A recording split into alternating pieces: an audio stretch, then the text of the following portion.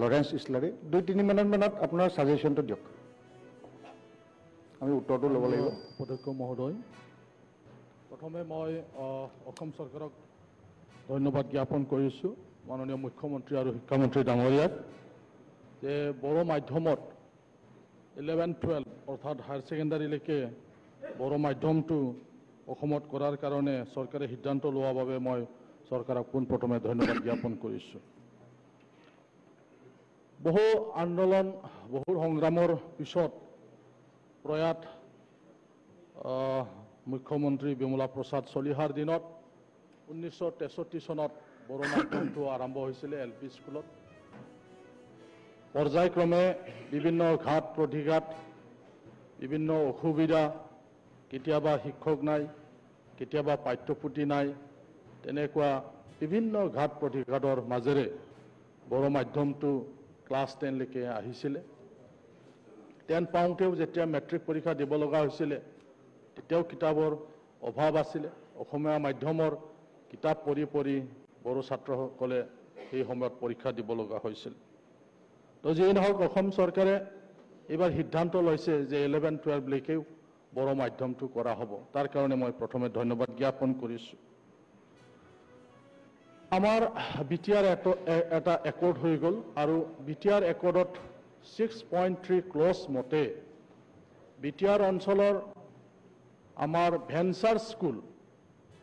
অকল বড়ো মাধ্যম নহয় বিটিআৰ অঞ্চলত বড়ো মাধ্যম আছে অসমীয়া মাধ্যম আছে বেংগলী মাধ্যম আছে হিন্দীও আছে তেনেকুৱা মাধ্যমবিলাক যিবিলাক ভেঞ্চাৰ সেই স্কুলবিলাক যাতে চৰকাৰীকৰণ কৰা হয় তাৰ কাৰণে 6.3 এটা ক্লজত আছে বিটিআৰৰ বাদেও অসমৰ বিভিন্ন জিলাত যেহেতু বড়ো মাধ্যম আছে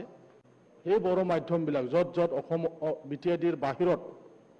বড়ো মাধ্যম আছে সেই মাধ্যমবিলাকো চৰকাৰীকৰণ কৰিব লাগে বুলি আমাৰ এটা ক্লজত আছে যাৰ কাৰণে মানে কেবিনেট যি সিদ্ধান্ত সেই সিদ্ধান্তত আহিছে যে বড়ো মাধ্যমৰ কথাটো অসমত চৰকাৰীকৰণ কৰা নহয় কিন্তু একৰ্ড মতে বিটিআৰৰ একৰ্ড মতে বিটিআৰ অঞ্চলত থকা সকলো মাধ্যমৰ মাতৃভাষা মাধ্যমৰ স্কুল আৰু বিটিআৰৰ বাহিৰত য'ত বড়ো মাধ্যম আছে সেই বড়ো মাধ্যমবিলাকত চৰকাৰীকৰণ কৰা হ'ব বুলি এটা সিদ্ধান্ত আছিলে একৰ্ডত আৰু সেই একৰ্ডৰ মতে এতিয়া চৰকাৰী সিদ্ধান্ত লোৱাৰ বাবে ধন্যবাদ জ্ঞাপন কৰিছোঁ 1963 চনৰ পৰা যেতিয়া LP স্কুল ME স্কুল হাই স্কুল হৈছিল সেই সময়ত চৰকাৰৰ কোনো তেনেধৰণৰ পলিচি নাছিল ক্লাছ বাঢ়ি গৈ আছে কিতাপৰ অভাৱ ক্লাছ বাঢ়ি গৈ আছে শিক্ষকৰ অভাৱ এনেকুৱা আছিল যাৰ কাৰণে সেই সময়তো আন্দোলন কৰিব লগা হৈছিল শিক্ষক পাবৰ কাৰণেও আন্দোলন কিতাপ পাবৰ কাৰণেও আন্দোলন কৰিব লগা হৈছিল এইবাৰ যেহেতু চৰকাৰে এটা সিদ্ধান্ত লৈছে 11-12ত যেহেতু বড়ো মাধ্যম মানে আৰম্ভ হ'ব গতিকে সকলো ফালৰ পৰাই যাতে চৰকাৰে এটা পলিচি লয় যে শিক্ষকো দিয়া হ'ব পাঠ্যপুথিও দিয়া হ'ব যে নেক্সট একাডেমি যে সেশন সেই সেশনৰ পৰা যাতে কৰা হয় বা কৰিবৰ কাৰণে যে ব্যৱস্থা লৈছে তাত আগত শিক্ষক আৰু পাঠ্যপুথিবিলাক যাতে ঠিক কৰা হয় যাতে তেনেধৰণৰ অসুবিধাৰ সন্মুখীন হ'ব লগা নহয় কাৰণ তেনেকুৱা বহুত আমাৰ ইতিহাস আছে মানে স্কুলৰ কাৰণেও তেনেকুৱা এটা সংগ্ৰাম কৰিব লগা হৈছিল তো আজি হয়তো আমি যি বিষয়ত আলোচনা কৰি আছো এই বিষয়ে সকলো ৰাইজ এতিয়াও ভালকৈ অৱগত হোৱা নাই বুলি মই অনুভৱ কৰোঁ বিভিন্ন যদি সোশ্যাল মিডিয়াবিলাকত যদি চাওঁ আমি তেনেকুৱা দেখা পাওঁ ইয়াত ক্লাছ 3 পৰা আৰম্ভ কৰা হ'ব বুলি কোৱা হৈছে গণিত আৰু বিজ্ঞান কিন্তু মানুহবিলাকে মানে বহুত মানুহে তেনেকুৱাই ভাবি লৈছে যে চৰকাৰে মাতৃভাষাৰ যি মাধ্যম সেই মাধ্যমটো উঠাই দিয়া হ'ব বুলি বা উঠাই দিবলৈ বিচৰা হৈছে এনেকুৱা ধৰণৰ আলাপ আলোচনা কৰাটো আমি দেখিবলৈ পাই আছোঁ হয় অলপ আগত আমাৰ সন্মানীয় বিধায়ক সদস্য বিধায়ক ডাঙৰীয়াই কৈছে যে কিছুদিন আগত আপোনাৰ সাজেশনটো দি পেলাই সাহিত্য সভাৰ লগত ছাত্ৰ সংগঠনৰ লগত আলাপ আলোচনা কৰা হৈছে হয় সেইটো আলোচনা আৰু আমি বিচাৰোঁ এনেকুৱা এটা যিসকলে মাতৃভাষা মাধ্যমৰ লগত জড়িত সাহিত্য সভাবিলাক আছে ছাত্ৰ সংগঠনবিলাক আছে তেওঁলোকৰ লগত আলোচনা কৰি পেলাই যাতে চৰকাৰৰ সিদ্ধান্তটো কি